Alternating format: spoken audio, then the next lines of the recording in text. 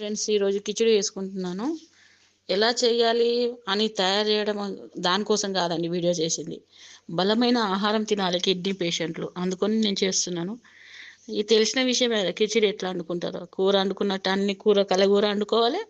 అందులో ఉప్పు కారం అన్నీ వేసేసి నీళ్ళు పోసుకొని, టేస్ట్ కావాలి కొంచెం పుల్ల కావాలంటే చింతపండు నానబెట్టుకోవాలి. చింతపండు పులుసు పోసుకోవాలి.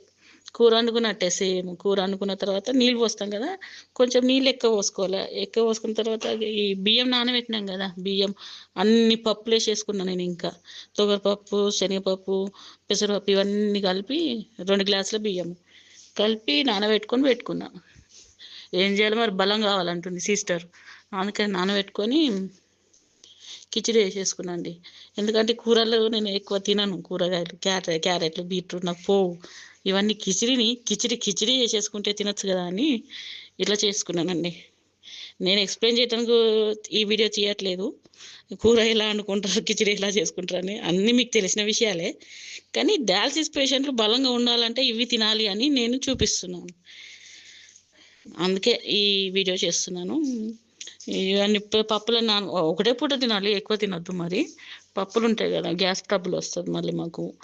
అందులో ఆలుగడ్డలు కూడా లైట్గానే వేసుకున్నా. తర్వాత నీళ్ళు నేనైతే చాలా పోసుకున్నా, నాకు మెత్తగా ఇష్టం కిచిడి. కొందరు రైస్ లెక్క చేసుకుంటారు, నేనైతే మొత్తం మెత్తగా చేసుకున్నా. నాకు మొన్న హాస్పిటల్ ఉన్నప్పుడు ఈ కిచిడే బతికిచ్చిందండి. అది ఐసీయూలో ఉన్నా కదా మొన్న దాకా, మార్చిలో. రోజు ఈ కిచిడి తినే నేను గెటాన్ అయిపోయినా.